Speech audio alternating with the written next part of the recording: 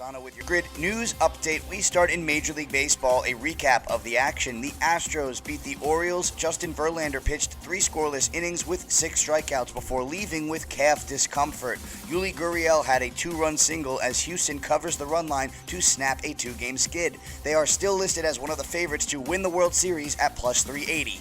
The Rockies shut out the Mets. German Marquez outdueled Max Scherzer, allowing 1 hit over 7 innings with 5 strikeouts. Colorado wins as a heavy underdog, avoiding the 4-game sweep and snapping a New York 3-game win streak.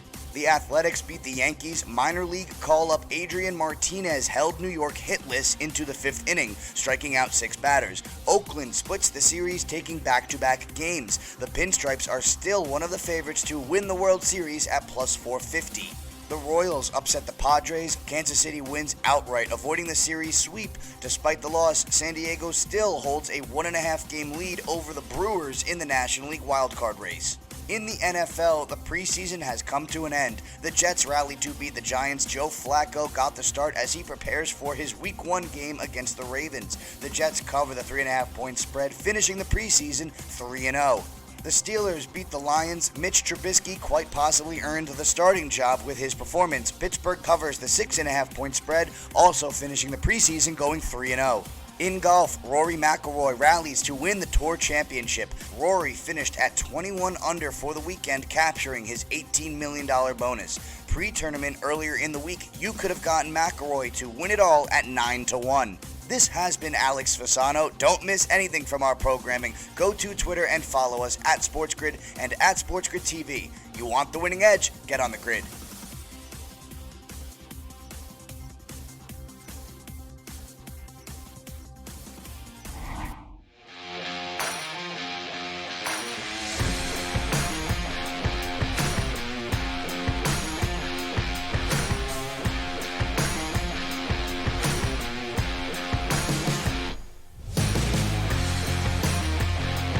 Let's do it. It is the early line. Live right here on Sports Grid on a Monday morning. I'm Kevin Walsh, joined by Donnie, right side. College football games are in the books. The NFL preseason is wrapped up and a lot more to get to. DRS, how you feeling? Yeah, new week, new money, as we like to say here on the show. Very exciting week. I do like the NFL week, even though typically, Kevin, at this time we're getting ready for week 1. We have that extra bye week in between. That's fine. We'll set up the NFL season and also careen towards week 1 of college football with a lot of bangers this weekend to talk about. No doubt about it. But the biggest game for week 0 of college football was Northwestern, Nebraska. How many headlines could really be generated by this game? Nebraska, a double-digit favorite. This should be easy. Opening drive, a touchdown. This should be easy. Double-digit lead in the 3rd quarter. This should be easy. Nebraska loses 31-28. Scott Frost is throwing his offensive coordinator under the bus, and his job is legitimately on the line before we've actually hit week 1 of the college football season. Hey, Scott Frost, rule number 1 in NCAA football or the NFL, don't outsmart yourself. You got the lead. You got the momentum. The point of an onside kick is what? To get the other team engaged and ready to go and beat you on opening weekend of college football? Yeah, that's exactly what happened. But outside of the free beer that was actually taking place at the stadium, the free wins for Northwest. I mean, your whole season is done now at Nebraska, right? After week 0? Probably, right? I mean, again, we've talked about Pat Fitzgerald has an ability to stop the bleeding in terms of back-to-back bad seasons, but Nebraska should have been able to finish this game. And you point out, Scott Frost blames the entire thing on his offensive coordinator. 1 minute and 16 seconds after going up 28-17, it was 28-24, thanks to an onside kick. Interesting move, no doubt. Another interesting move came out of the preseason action this weekend, which was the Seattle Seahawks naming Geno Smith their starting quarterback. Now, if you would have been able to hide the results of their game against the Dallas Cowboys, I would have slandered this decision. Drew Lock did not leave them any choice here. 3 interceptions versus the Cowboys, good enough to make sure that Geno Smith is going to be the quarterback. Yeah, I think this was pointing all in that same direction when Drew Lock came down with COVID, missed a couple days of practice in week 2 of the NFL preseason. It makes sense that Geno Smith is going to be the starter opening day. Now, having said that, it doesn't matter who's the starting quarterback for the Seattle Seahawks. They're going nowhere in 2022. Some other NFL news, and certainly not the news that you're used to, but adding some serious stuff here. Firstly, Washington Commanders rookie running back Brian Robinson Jr. has been hospitalized after being shot in a potential robbery attempt there. He is not dealing with life-threatening injuries at the moment, which is a great sign. Certainly far, Donnie, from getting any type of timetable here on the young running back. Yeah, it's going to take some time to see exactly what those injuries are, but you're right. It's not life-threatening there, so we don't have any issues in that. But where did he get shot, Kevin? In the thigh, in the knee, in the calf? That's going to have a lasting impact here, at least on his rookie season, for a guy that many thought within that Commanders organization might have been the starting running back opening day. So certainly a tough blow for the Commanders here. Yeah, definitely a guy that was getting a lot of love in the offensive rookie of the year movement. So that is a shame to see. We wish him a speedy recovery. Another rookie story that I'm sure people had been following is Matt Araiza of the Buffalo Bills, the punter. He has been released dealing with very, very serious allegations. Ultimately, the Buffalo Bills have punted ways. Our radio audience is here on a Monday morning. It's Kevin Walsh and Donnie right side. It is the early line on Sports Grid. We move forward to Major League Baseball, Donnie, and Justin Verlander, your AL Cy Young favorite, left early in his most recent outing, only able to finish up 3 innings of work before a calf injury interrupted his outing.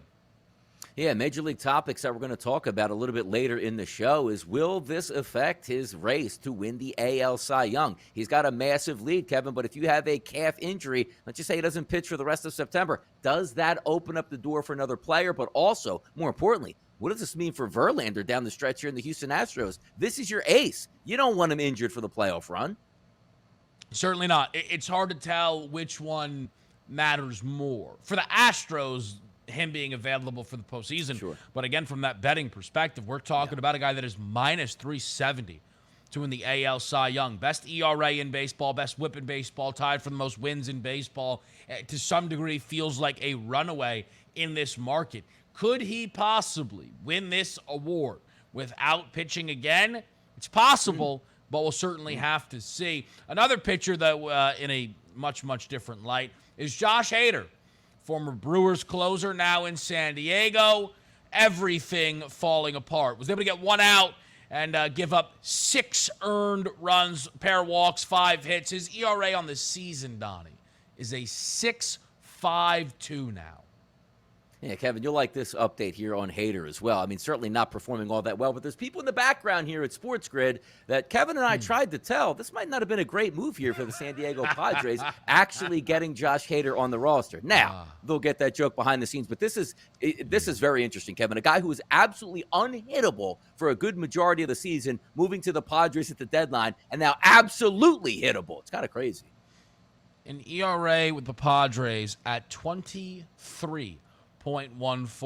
But the one thing we did say to the other side of that was, if they think he's cooked, at least you can understand the move. Also, by the way, a shout out, Rory McIlroy gets it done, wins the Tour Championship over the weekend in comeback fashion. We go to the top NFL stories next, right here on the Early Line.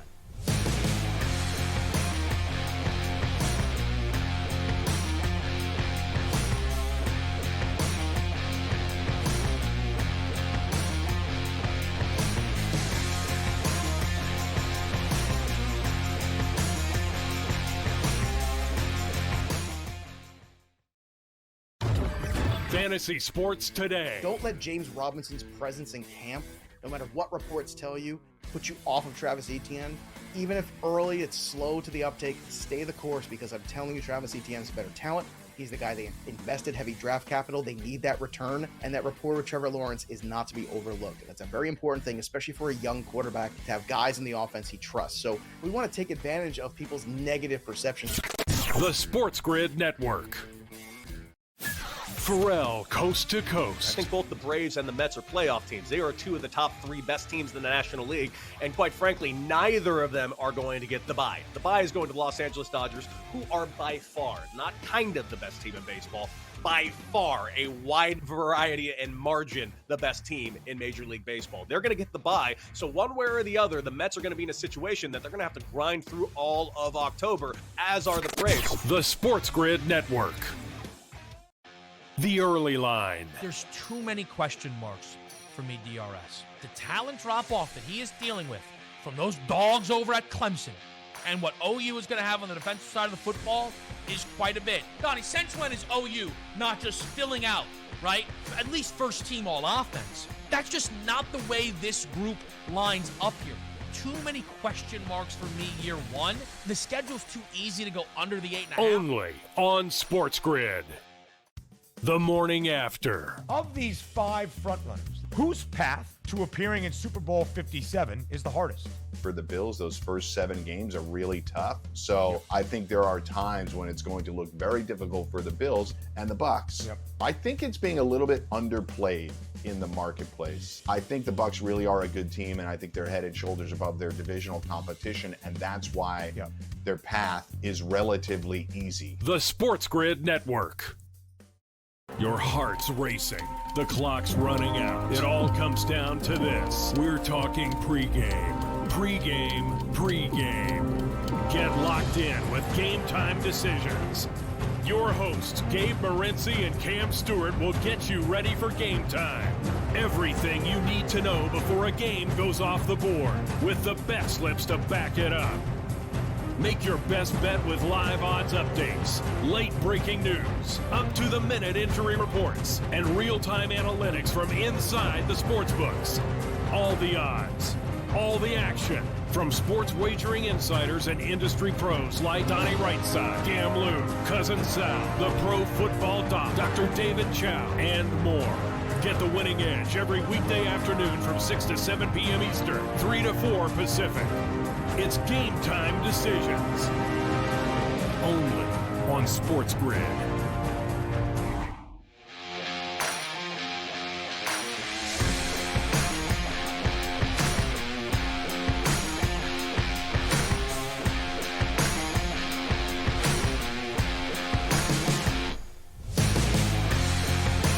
Back with you here on Sports Grid, looking at some of the top NFL stories. And one of them certainly does involve the Seattle Seahawks quarterback battle coming to a close between Drew Lock and Geno Smith. You might think to yourself, oh man, Geno must have impressed. 3 for 6, 43 yards. No touchdowns, no interceptions. That's what Geno gave in their final preseason game. It's really about what Drew Lock did. 13 of 24, 171 yards, a touchdown, and 3 interceptions. I think it's absolutely reasonable to think that the COVID case the positive COVID test that ultimately came for Drew Lock cost him the chance at this job. Eliminating a week of action and perhaps was a little off platform going into this game against Dallas. But honestly, as someone that said the entire way Drew Lock should be the week 1 starter, after this performance here, more than understandable, to me at least, why they gave the nod here to Geno Smith.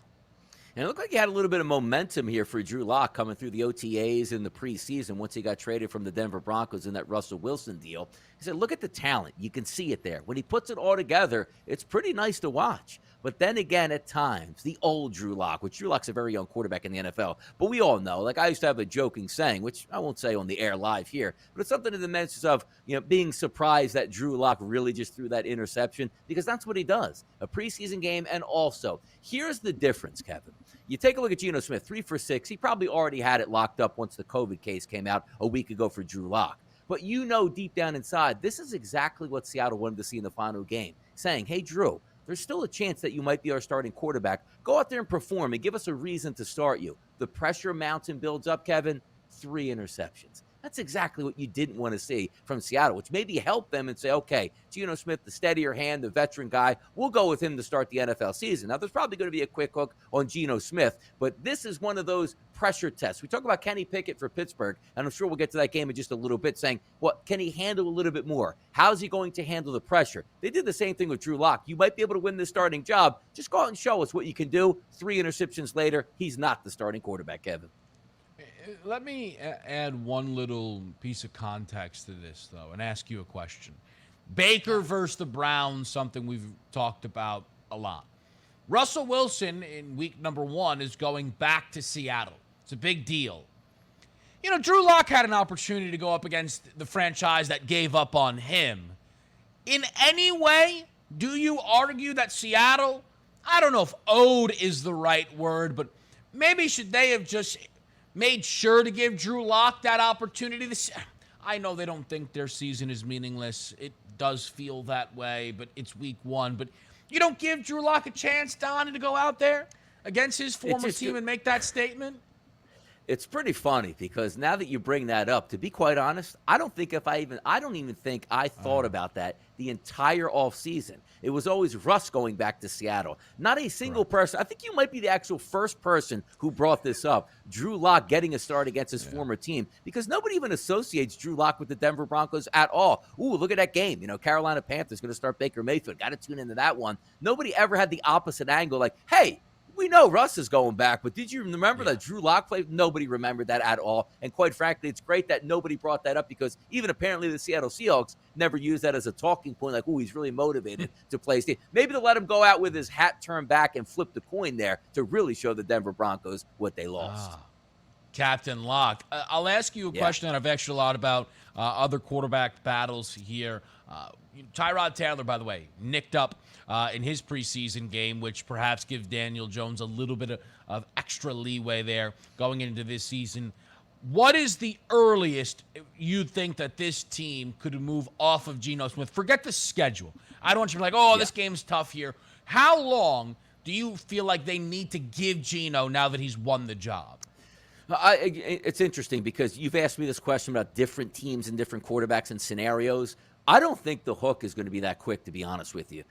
The hook here seems to be a 2-7 opening, of the season. Then you move on to Drew Lock in just a pure evaluation mode outside of trying to make the playoffs. That's just the feel I get. Now, there's other teams that might think they have a little bit more higher caliber roster that can use an infusion of talent to quarterback position if it's not going correctly. But for me, it's just a dead season for Seattle. And I think there's no real quick hook like week 2. Talk about Daniel Jones. No. Week 2 here, they struggle. It's still going to be Geno Smith week 3. We'll talk about this in hour 2. Michigan football is going to have I can't wait for that different starter week 1 and week 2. Can't wait. I mean, I'm surprised Seattle doesn't go about it that route ultimately there. And it sounds like we're going to have a good conversation about Michigan. So let's take our time. Other NFL news to talk about. I think what's actually probably been the biggest NFL story for the past couple of days has been Buffalo Bills punter Matt Araiza and the allegations against him and ultimately being released by the Buffalo Bills. Look, the side aspect of it, the Super Bowl favorites need a punter. Matt Barkley was punting for them in the preseason game. They'll find one. Nobody is betting on or against the Buffalo Bills because of their punter. I at least hope not. But Donnie, a decision needed to be made here by Buffalo, and ultimately the decision was to release Matt Araiza. The correct decision was made here. Now, we can play semantics, Kevin. Oh, Buffalo Bills knew about this 6 weeks ago, or they knew about it before the draft. They were hoping nobody found out. Let's just take that out of the equation, and let's deal with the facts in the here and now. Word breaks where a national story goes out where there is a gang rape allegation, which includes Matt Araiza here from the San Diego State Aztecs. Now, gets to the NFL. He's with the Buffalo Bills. I'm not sure about the legalities, but there's certainly a lawsuit in place. Now, the Buffalo Bills came out with a statement just a few days ago. Just found this stuff out. It's coming toward us. We're handling this in real time. Let's see what we can do. And it's pretty clear right away. There's the haves and the have-nots in the NFL with players. You're a quarterback, you're a star defensive back, you're a star left tackle, running back, whatever, and then there's like a punter, which granted, it's easier to get rid of a rookie punter than it is a guy with a $250 million guaranteed contract. But I did like the way the Buffalo Bills played this out in real time, talking it through, and basically said, We don't have everything we need to know now. But you know what we do know? Something was wrong here. We're going to let our punter go. Now, granted, if he goes through the legalities in the system and he clears his name and he's not found through any guilt, doesn't settle anything, and a year later he's eligible to come back to the NFL and the Bills take him back, that's the right thing to do. Because the wrong thing to do is keep him on the roster, not knowing if he was right or wrong at this time. No fault of anybody. He put himself in a bad situation, but the Buffalo Bills still said, hey, look, we don't know how this is going to turn out, but you know what's best for all parties involved? Let's separate from each other, handle your business. If it's done correctly, we'll certainly be able to welcome you back. If not, then we made the right decision on its head here. I think the Buffalo Bills, and again, I preface this by saying, I don't know what they knew around draft time when they drafted this punter. I'm just assuming they didn't know it was to this level. Once it got to this level, they made the appropriate move. It's hard to know what information was out there. Some people saying, oh, maybe this is why he was not the first punter selected. I remember on draft night, there were people who said, no, this other kid is better, more accurate. I don't know if that was the case ultimately as it pertained to that. The one thing I will say, and look, ultimately, you got to the point where you knew he was going to be released, but he wouldn't have been released if he played a different position probably, right? I don't know. Maybe I'm wrong. Correct. But that's just kind of the way that the first league round works, draft pick, sports works. I mean, yeah, because Donnie, it took him a while to release him as is for being a punter. Mainly probably because they didn't have much of a secondary plan there. And by the way, this situation, sometimes we talk about suspensions and trouble, and like we're talking about jail time, right? With everything, like for years with this story here. A very, very serious allegation, and again, ultimately released. Again, another piece of serious NFL news does involve Washington Commanders running back Brian Robinson Jr., a rookie out of Alabama, shot in a potential robbery attempt there. It has, obviously super real-life implications, but one of the preseason storylines we were following is Antonio Gibson being shifted out of that starting role, how that changed the Washington offense, how that changed his outlook for the season. They certainly have bodies in the building that will be able to step up for Washington. The timeline now on Robinson Jr. is something for us to follow. Other preseason headlines to hit, including Justin Fields looking very, very impressive. All next.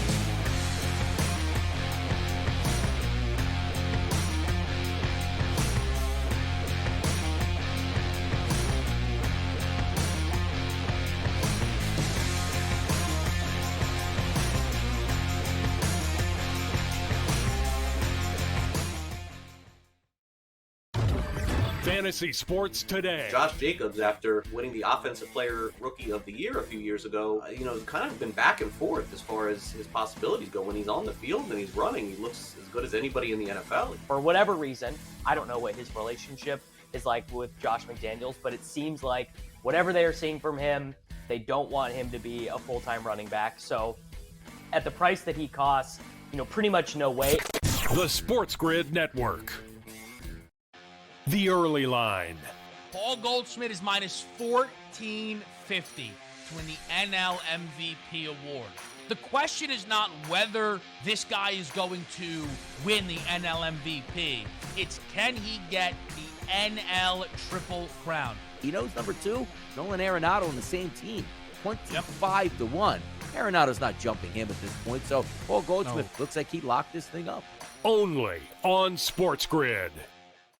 The morning after. Scott Frost in 4 seasons, just 6-17 against his divisional opponents. If they are going to win a Big Ten West title, if this is finally the year the offseason hype meets regular season results, it will happen through that division. Ultimately, it's going to come down to beating teams like Minnesota, Iowa, and Wisconsin, and I'm not quite there yet. We'll see how it unfolds, but Nebraska's struggled with all 3 of those programs. The Sports Grid Network. You might be the next daily fantasy millionaire. No matter what you watch or where you play, learn from the world's best DFS players. Lineup building tools, expert projections, and advanced stats change the way you play the game.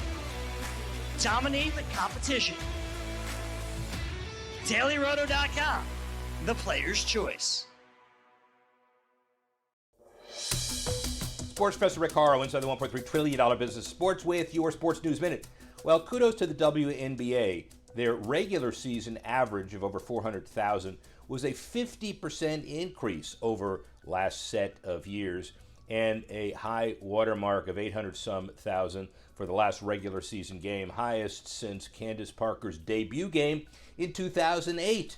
It's a big deal for stability of the league, and certainly with the NBA backing it, with ESPN promoting it, with other platforms carrying it, and with superstars dominating it, it is another banner year for the WNBA. A few years ago, we constantly talked about survival, and we're clearly not doing that. Now women's sports elevates to an entirely new level as well. The WNBA takes its place and continues to grow.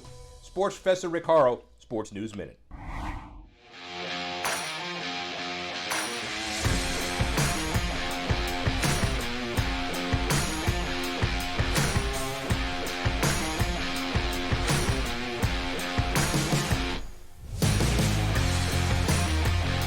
Talk some more preseason headlines here. Justin Fields, man on fire. I've posed this question to Donnie a lot.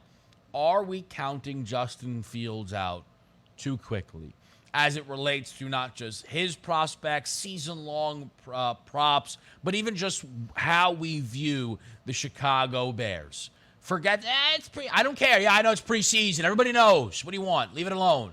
Donnie, 14-16, 156 yards, 3 touchdowns, no picks. I mean, a near-perfect passer rating in this game. He was absolutely phenomenal. It's fair to say that this is the most impressive thing he has been able to do as a member of the Chicago Bears. It certainly piqued my interest. It does pique the interest. And also, you know, we can always make jokes on the Chicago Bears because, quite frankly, I don't think they're going to be a very good football team this year. But I have prefaced that, Kevin, by saying it's not going to be Justin Fields' fault. The only fault it's going to be is if they can protect him, and if he feels like he needs to be Superman, does that mean running a little bit more than he should be doing, taking those extra hits that you don't want to take as a quarterback? Because even watching the preseason game versus Seattle Seahawks, they weren't very good, didn't block anybody. But he stood out. It wasn't even the fact that they had scoring drives or touchdown drives. You know what sometimes, Kevin, all I need to see is, well, he really looks like he belongs out here. Bigger, faster, and stronger than he was last year, and looks like his arm certainly is in shape. Now, as I said, preface that by saying, I don't think the Bears will be very good, but if you are a Bears fan, it's just like you want to sit back and go, why didn't you help this kid? Every other young quarterback got help, and it doesn't seem like Justin Fields is going to get that. It's not his fault if the Bears are bad. I just hope he survives this type of environment where he doesn't have bad decision-making because it's not his – what do you want him to do? Hot hike. Oh, my goodness. The pass rush is already on top of me. I can't get to my secondary and third reads at this point here. Justin Fields will not be the issue for the Bears. 14 of 16, $156, and 3 scores. Good on Justin Fields. You just got to get him some talent, Chicago. And again, while it's not a team loaded up and down, Fields is going to be in a spot where we think they're going to be trailing quite a bit. They don't have that passing yardage prop listed on Fields. Would have been a really interesting number. But again, we're going to get to week 1, and I cannot wait to see what they do with his passing yard prop against the San Francisco 49ers. Because last year we were legitimately looking at 185s and a half. And people were betting under, and people were winning bets. I don't think it can open up that low to start the season.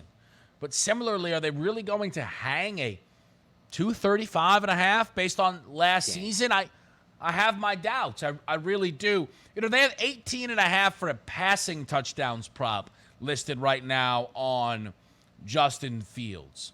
I don't want to get wrapped up in the moment of this game with the 3 passing touchdowns here because how bad everything. I mean, he threw 7 touchdowns last season. While not a full season, it was hardly even scratching the surface, Donnie. But any inclination on that 18 and a half towards an over?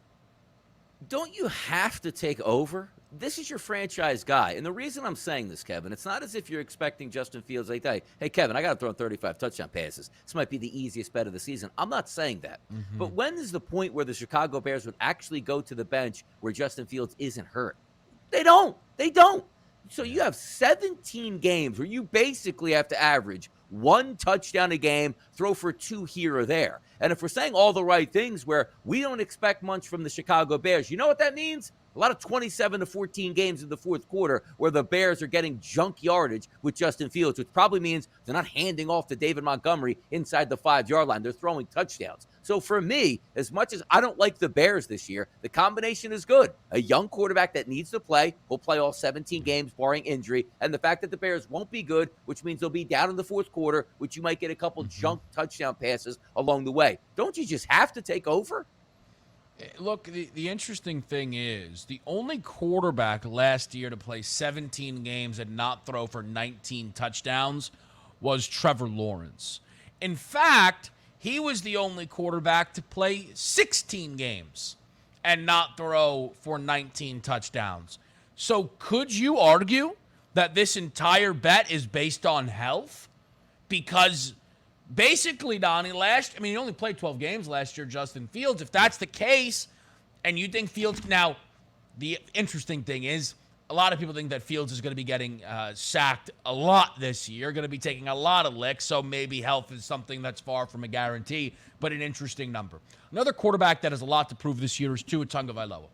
The offseason sees Tyreek Hill come in. One of the highlight plays of the weekend was a 51-yard completion to Tyreek. It was a highlight for a couple of reasons. One, hey, look, a 50-yard hookup between Tua and Tyreek.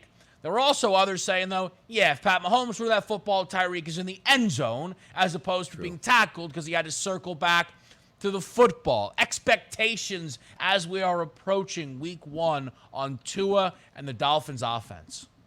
I mean, it is really high at this point. Now, you can't take too much out of preseason, but at the same time, I think the Dolphins are doing the right thing building this roster. We just talked about Justin Fields. I'm not saying that the Bears would have been an enticing effort for Tyreek Hill to go to Chicago and would have said the same things like, hey, man, just got to Chicago. Justin Fields, best quarterback I ever played with. You know, better than Patrick Mahomes, what Tyreek Hill was doing for Tua Tagovailoa. But you do have that buoy genius coming over from the Kyle Shanahan system to run your team in McDaniel. You do have Tyreek Hill, one of the ultimate weapons in football. You drafted a first-round draft pick the year before, Jalen Waddle, who, as long as he stays out of the injury bug, which I know he's been plagued with that a little bit in his rookie season and also through training camp, you have the rights to having a very good offense. I'm sky high on the Dolphins at this point now because we take a look at who's going to be the ones to dethrone the Buffalo Bills. I mean, I don't think the Bills will be dethroned, but if we're looking in the East, it's no longer the New England Patriots saying, hey, look at it together, play good defense, and they'll figure it out on offense. The Miami Dolphins are one of those teams heading in that you will be surprised either way, because if the Miami Dolphins open up for me and light the world on fire through 5 games, I might look back at this and be like, you know what? Mildly surprised, but they have the talent to do it. But also at the same time, boy, if they just get a quarterback outside of Tua Tagovailoa, and if they drafted Herbert, they would be in the Super Bowl. It feels like that. But I got to say, like, my early vibes on 2022, Kevin, they're pretty high on the Miami Dolphins. They haven't shown me anything up to this day through training camp that leads me to believe that they're in trouble in 2022. This should be a playoff team. I think they have a lot of similarities to the Eagles. It's going to depend what you think of the quarterback, right? Mm-hmm. If you are Jalen Hurts, if you believe in Jalen Hurts, you probably have the Eagles winning the division. I mean, there's people who have them winning the division whether they like Hurts or not because of some of the Cowboys' struggles. But if you think the Dolphins are making the playoffs, you probably are going to be able to trust Tua there. And I understand why. This is a team that not just was able to bring in Tyreek alongside Jalen Waddle. We'll see if Mike Gesicki is on this roster a week from today. But also that running back room, Donnie, it's just littered with options. For, if you're a fantasy player, prop guy, it's probably going to be a bit of a headache.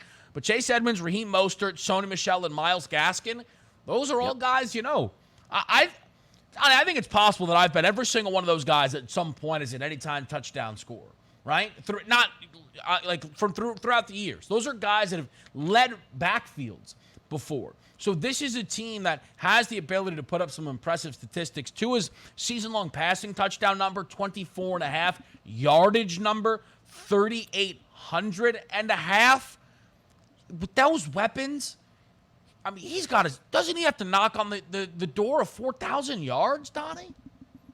Yes, and also we didn't get a Eberflus as our head football coach. I know we're picking on the Bears, but it sort of rolls in tune with what we're talking about. You said the Tua Tagovailoa, you're still a young guy learning in this league. We're not going to say this is all on your shoulders. Let's really help you. Let's bring in one of the bright young coordinators in the league to be your head coach. Let's bring in an ultimate wide receiver. We already drafted one last year. The maturation process for you, not learning under the fifth regime in 5 years, and this is your chance to show it. Almost like a Baker Mayfield gets thrown out of of Cleveland because you got a better quarterback option. This is Tua Tagovailoa's team here. So again, talking about the Dolphins, if I do think they make the playoffs, it's not going to be on the backs of Kevin. Let's hand the football off 35 times a game. It's going to be thrown with Tua and making splash plays to your wide receivers. I'm high on Tua, and it's the same way I feel like, are they really going to pull the plug through week 4 or 5 and go to Teddy Bridgewater to try to salvage the season? Now, Bridgewater's a nice option to have if something goes wrong, a la injury to those ankle injuries that we've seen in the past for Tua. But I don't think that's going to be the case. If he plays 17 weeks, or should I say 17 games over 18 weeks in the NFL,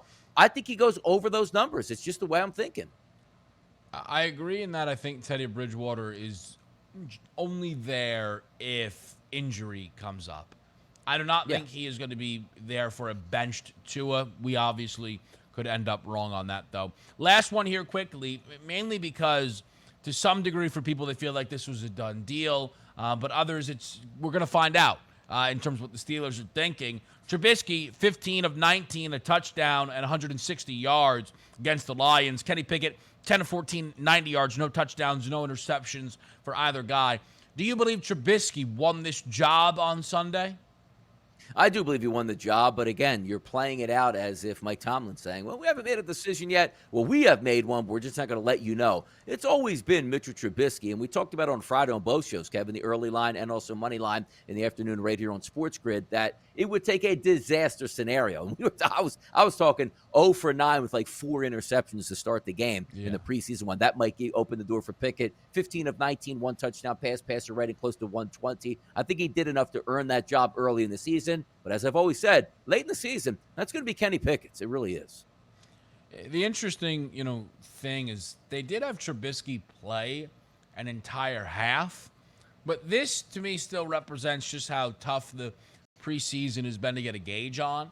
Because I saw that, I'm like, oh, see, clearly they didn't know who their quarterback was going to be. And it's like, I don't know, no, maybe they just thought those were valuable reps for Trubisky. All signs do point to him being the week 1 starter against the Cincinnati Bengals, though we'll see how that impacts the offensive rookie of the year market. Quick break coming up here on the early line. We come back, some Major League Baseball headlines right here.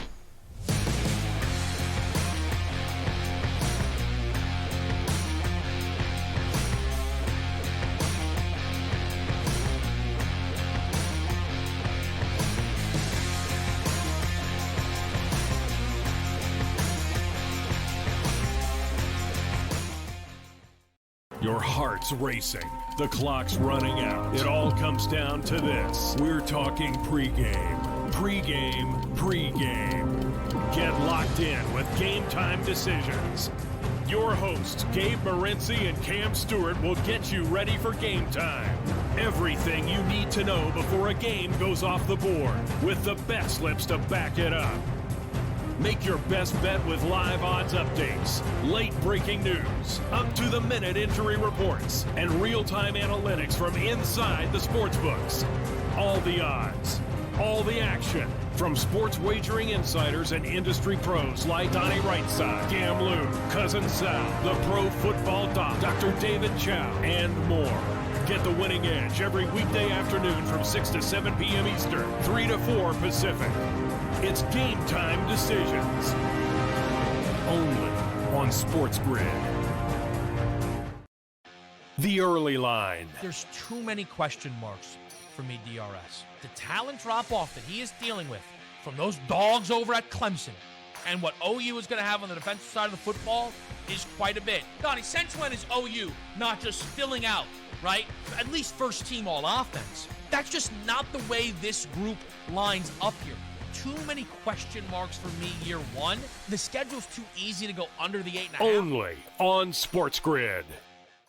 The morning after. Where do you rank the Nets in the Eastern Conference? Are they a top 3 team, a top 5 team? Are they the favorites in your mind? I think Boston's better than them. I think Philadelphia's going to be a resurgent team. Look for them to be better. And listen, folks, they don't have an easy start. New Orleans, Toronto, Memphis, Milwaukee, Dallas to begin the season. There's too many unknowns with this team. I think you go under 52.5 for the Nets. The Sports Grid Network. Pharrell, coast to coast. I think both the Braves and the Mets are playoff teams. They are two of the top 3 best teams in the National League, and quite frankly, neither of them are going to get the bye. The bye is going to the Los Angeles Dodgers, who are by far, not kind of the best team in baseball, by far a wide variety and margin the best team in Major League Baseball. They're going to get the bye, so one way or the other, the Mets are going to be in a situation that they're going to have to grind through all of October, as are the Braves. The Sports Grid Network. If you want to pick like a pro, you need to be in the know. The future of sports gaming is now, and we take it inside the lines, breaking down all the action and what it means for your bet slip. Turn down the game and tune into Sports Grid Radio. Other networks talk sports talk, but we walk the walk, right up to the window. Sports Grid Radio. Listen free on the Sports Grid Radio app, iHeart, or TuneIn, or catch us on Sirius XM Sports Grid Channel 159.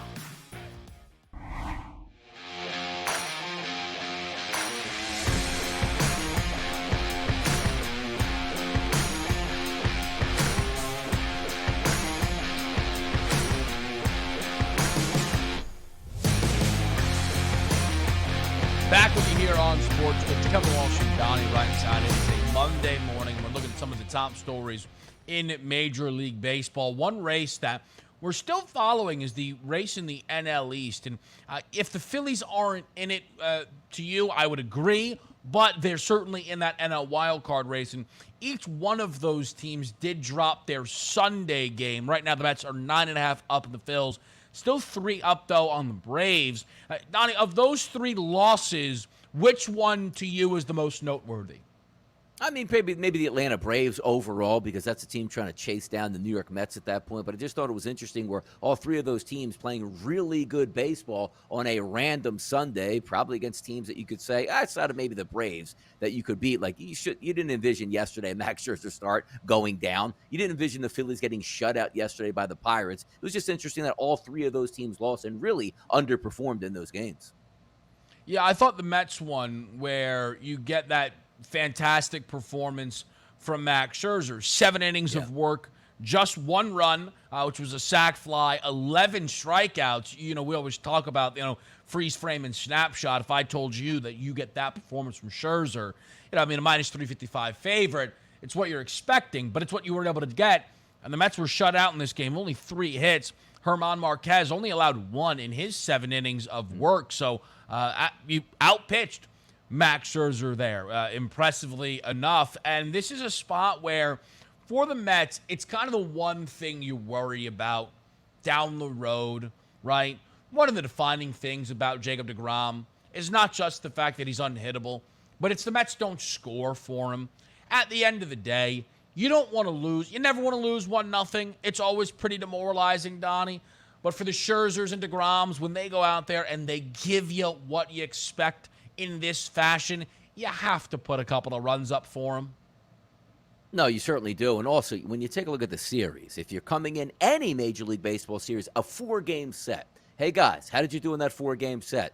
1-3, lost 1. You take that every single time, but it's kind of interesting where you see the Mets take the first 3 games for the Rockies, have their ace on the mound and lose that 4th game. It feels like, you let down here. No, trust me. 3 out of 4 games. Major League Baseball teams, other guys, as they like to say, Kevin, still are getting Major League paychecks as well, so they're going to show up and try to do their best. They won yesterday. Now a Dodgers series on deck here for the Mets, so now it starts to heat up and get interesting, but we'll see where this comes to. I would love to see it. I really would, where neither one of these teams, we're talking about the Braves or the Mets here in the NL East, run away with this division, because one thing that's fun to watch and sometimes put some extra stress on teams that they don't want before the playoffs, what would you want for the Mets, right? We're clinched with a week to go. We're resting guys. We're setting up the rotation, as opposed to, 3 games to go. We have a 1-game lead over the Braves. We got to pitch Scherzer. We got to pitch deGrom down the stretch. We got to use our bullpen that's depleted, which we could use a few days off. We have to hold down this lead for the division. I just hope it gets that way, because it'd be interesting to see how competitive it becomes.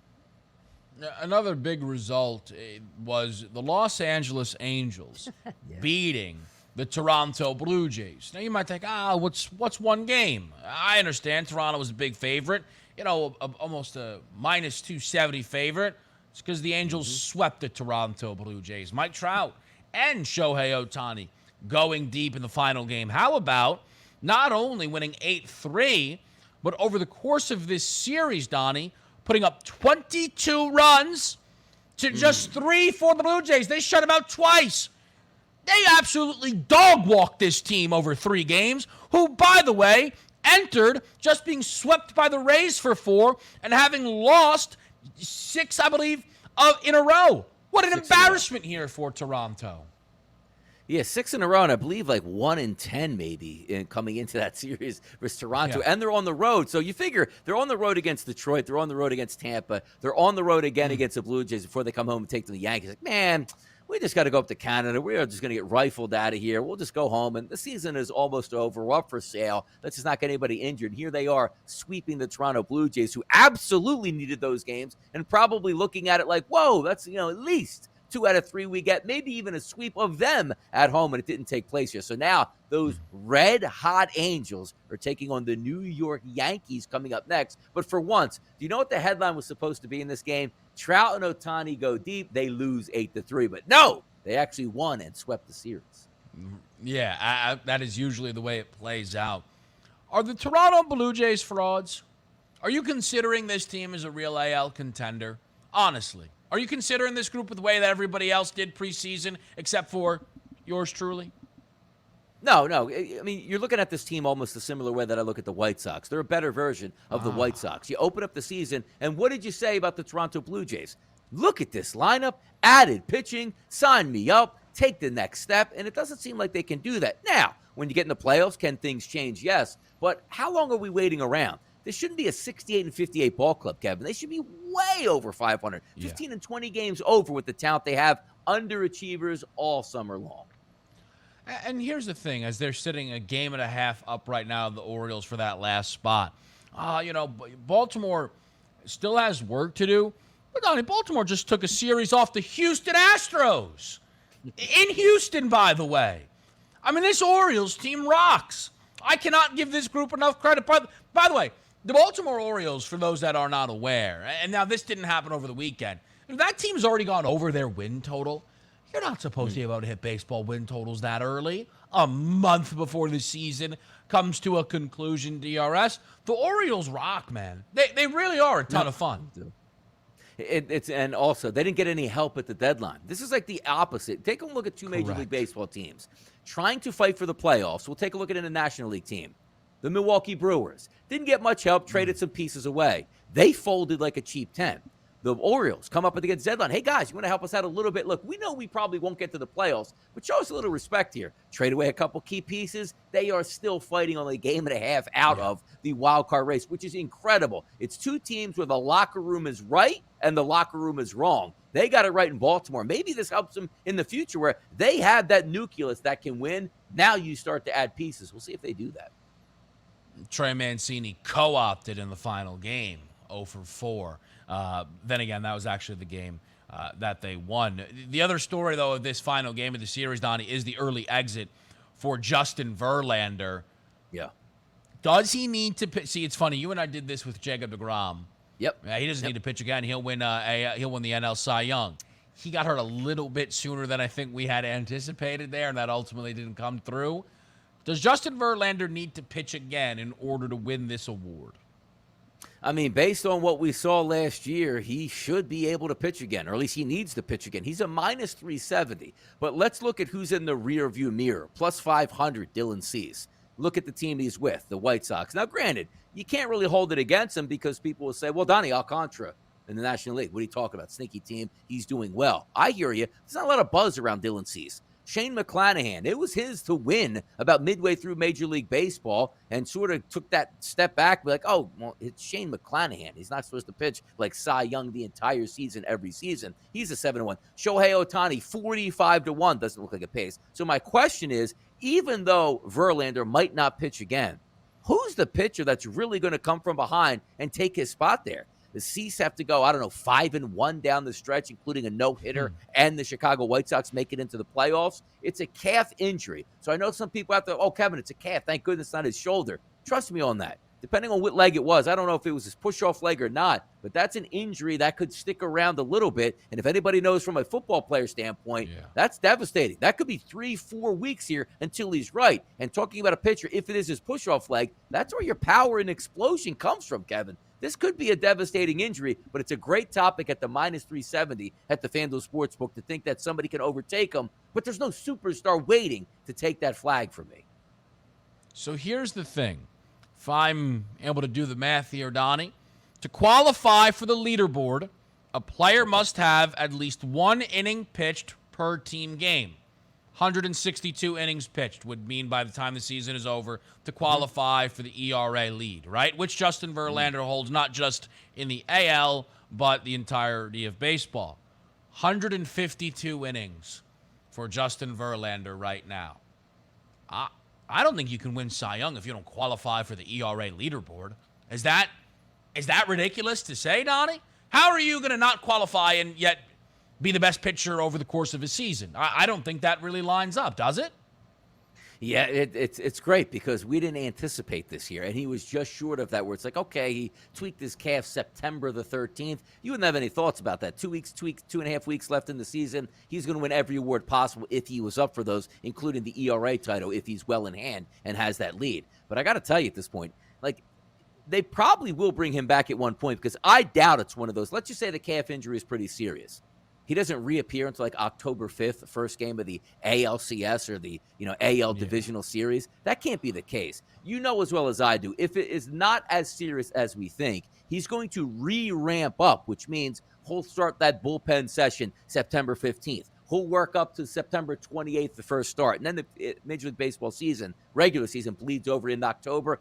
I still think he's going to get a few starts in so he can qualify for that, unless it's one of those, whoa, we did an MRI. This is actually a tear of his calf. We'd be lucky to get him back even for the playoffs. So, of course, the thing is oh, come on, they've got 30-some-odd games left. Well, he only has, 5 to 7 starts that he could possibly make from now until the end of the year? I would say he needs to make 2 of those. However, I will say, I don't know if there's anybody other than Dylan Cease that is set to enter the race and try and capitalize on the Verlander thing. It just feels like McClanahan has been completely removed from the conversation. We're going to find out the timetable on Verlander, but if they do say they're going to, let's just say he's going to be out for the next 3 weeks, but they give us no timeline beyond that, that market is going to move. You mentioned, Donnie, with the Orioles, kind of the fact that they traded away players, they've held serve. We mentioned the Josh Hader nonsense at the top of the show and just how bad he has been. The one saving grace for anybody that kind of took the Brewers to task for moving on from Josh Hader is the fact that the Brewers themselves have certainly not been the better for it. They, just like Josh Hader, have found themselves struggling. And despite winning 2 games in a row, are 6 games back of a red-hot St. Louis Cardinals team. You're right. And also, let's just say that Hader doesn't move to San Diego. And who knows if it's actual arm issues or just thrown out of his rhythm, going to a new team, couldn't acclimate, and having a terrible back end of the season. That could be the case. But also, when you own a Major League Baseball team, you have a front office. Specifically if you're Milwaukee. This isn't like Milwaukee is every other year, every single year they make the playoffs throughout their history. It's a smaller market ball club that you usually try to maximize when you have a legitimate chance to make it in. This was a team in first place at the deadline they chose to sell pieces away from and got completely overtaken by the Cardinals, who actually added key pieces and are now running away with the division. Just a terrible look for the Brewers all the way around. And sometimes it's not so much what the front office actually does. It's their signals and what they tell you. They actually led to believe that the Milwaukee Brewers, their front office and their ownership goes, we don't think you guys can win anything, so we're going to make some prudent financial decisions and then still try to play it off as you have enough to win it. And they're 6 games back now. They're done. Yeah, it certainly seems that way. There's a couple of other aspects of baseball we want to get to. Sandy Alcantara had an awesome outing against the Dodgers, a complete game. He is going to win that NL Cy Young. The Yankees, after being red hot, dropped 2 in a row to split a 4-game set with Oakland. But none of that compares to what might have been the most damaging and embarrassing series sweep of the season. That's next.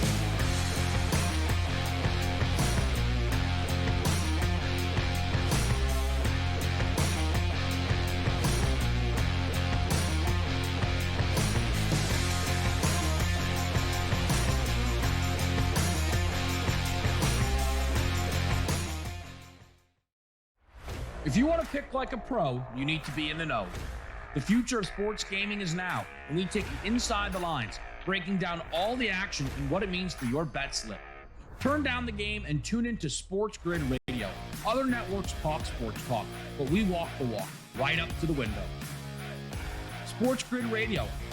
Listen free on the Sports Grid Radio app, iHeart, or TuneIn, or catch us on SiriusXM Sports Grid Channel 159. The morning after. Where do you rank the Nets in the Eastern Conference? Are they a top 3 team, a top 5 team? Are they the favorites in your mind? I think Boston's better than them. I think Philadelphia's going to be a resurgent team. Look for them to be better. And listen, folks, they don't have an easy start.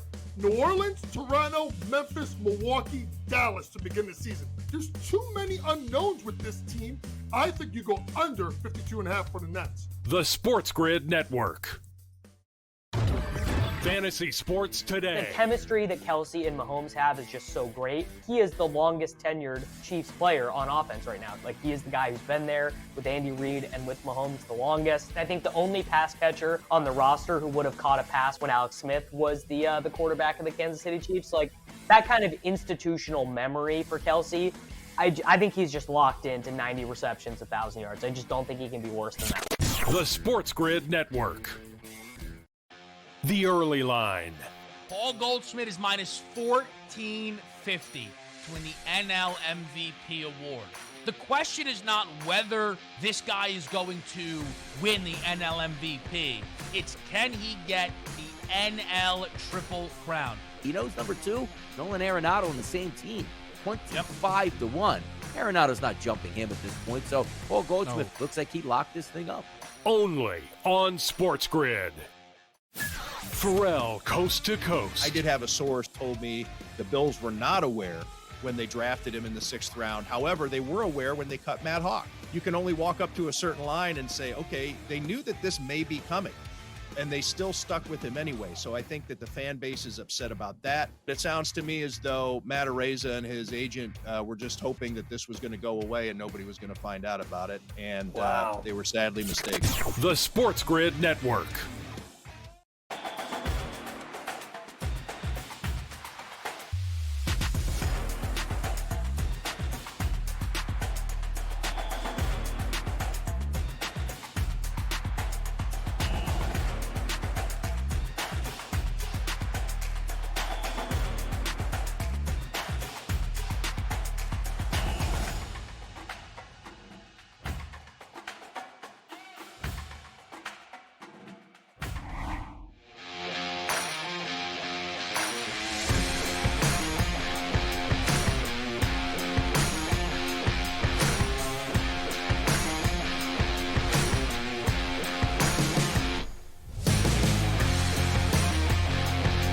Closing out hour number 1, an embarrassing sweep that was incredibly damaging. It could only be one, the Chicago White Sox. 3-game set at home against the Arizona Diamondbacks. You are in the heart of a division race. Maybe you can sneak in as an AL wildcard team. And we have never seen the White Sox odds to win the AL Central longer. Plus 750.